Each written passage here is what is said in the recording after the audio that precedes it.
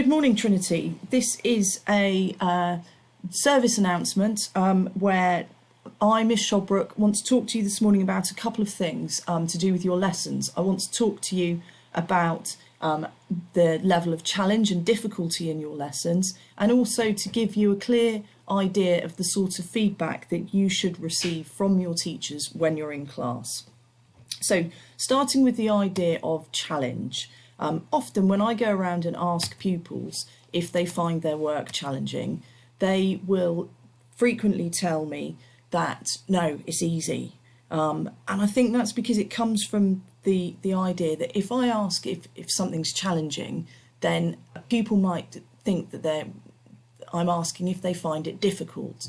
And if they find it difficult, then that might imply that they're not very clever, and therefore, they don't deserve to be where they are, or that we won't think as highly of them.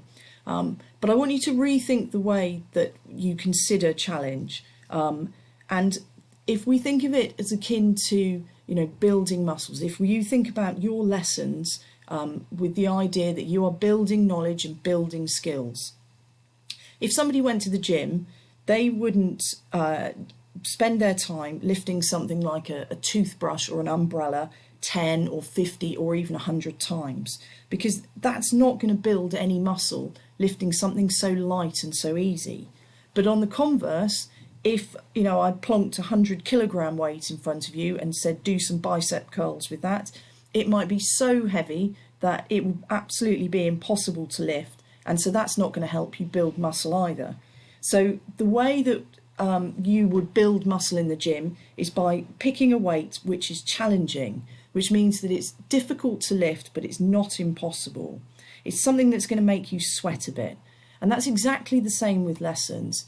We need to, make sure that the work is sufficiently difficult that you're having to struggle with it, so it's challenging, but not so difficult that it's absolutely impossible and that you can't do it. And as your teachers will have all seen this diagram here, which I thought I'd share with you, which is the idea of kind of where we can put different amounts of difficulties of work. And the one we're aiming for is the middle level, that idea of the struggle zone.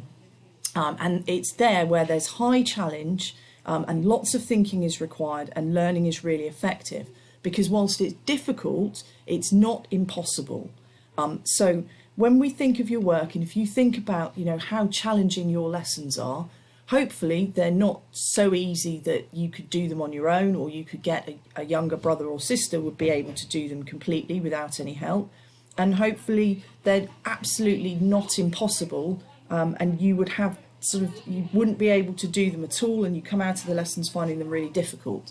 So the idea here is that when we ask whether lessons are challenging, what we're asking is it getting you thinking? Are you kind of finding it difficult, but you're able to tackle it with the support of your teachers and support of the resources that are given to you? And that is the ideal place that we want you to be, because that's where the most efficient and the most effective learning goes on in your brains. So think of challenge as a good thing, in the same way that you would go, if you were going to the gym, you'd think of picking certain weights that are challenging, picking certain distances to run, playing against other players who are, very good at their sport, but not sort of at a level that you would find it absolutely impossible. And so that's where we want to be with challenge.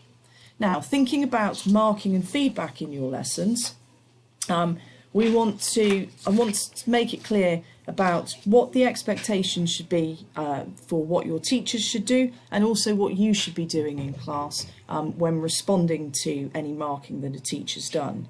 Now, we often think of marking as this, that the teacher takes in your books and they cover the whole book with red pen. And they also, what you might want when a teacher is marking your books is something like this with a grade on. But what we know from a lot of research and evidence is that often if you're given a grade like this, then, emotionally we just respond to the grade. So you're either really happy with the grade or you're really disappointed with the grade. And then anything else that is said about the work is not deliberately ignored, but it's something that we find difficult to sort of take in because we're either celebrating or feeling very, very sad because we're focusing entirely on the grade.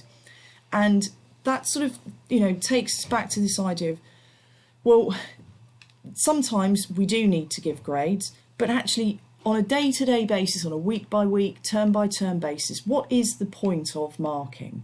Why do teachers mark books? Why do you as pupils want to receive books or have your books looked at and get marked? And the answer really is quite clear.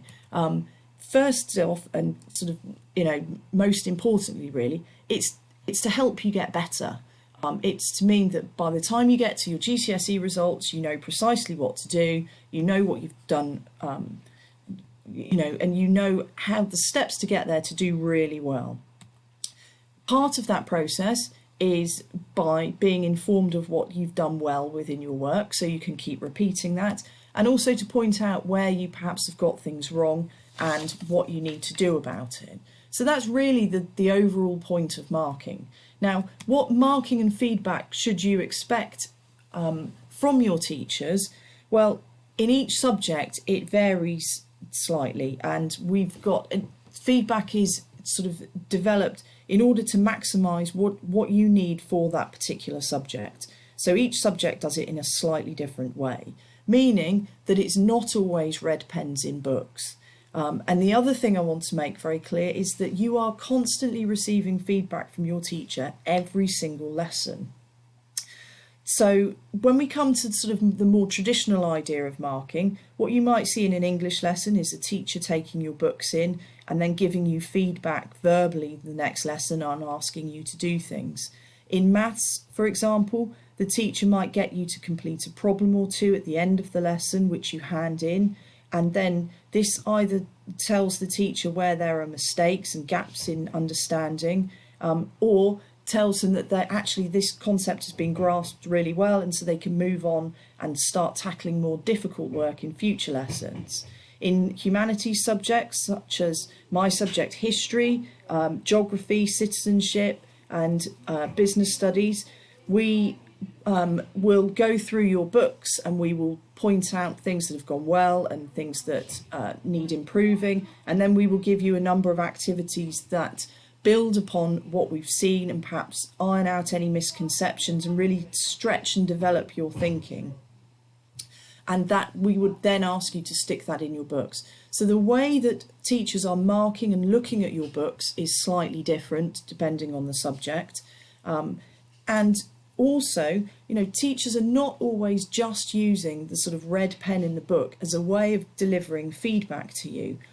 When a teacher answers your questions, that's giving you feedback. When a teacher kind of corrects you or stretches you in a different direction, that's also feedback.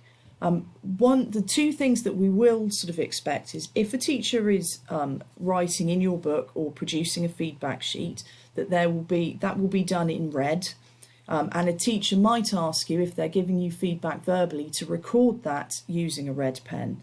And then the other thing that we ask you to do is that if you are responding to feedback and responding to what the teacher has said, then we will often ask you to do that in green pen. So that's really the two main ideas that I wanted to discuss with you this morning. The first is the idea that, challenging work is a good thing. Easy or impossible work, far too difficult, is not a good thing. And so we're constantly striving to make the work challenging for you without it being too difficult for you. And the second thing is to note that, feedback is given to you in a variety of ways, whether it be a whole class form of feedback in the sheets like in humanities, or whether it's individual feedback where a teacher has taken in a piece of work and marked that specifically for you.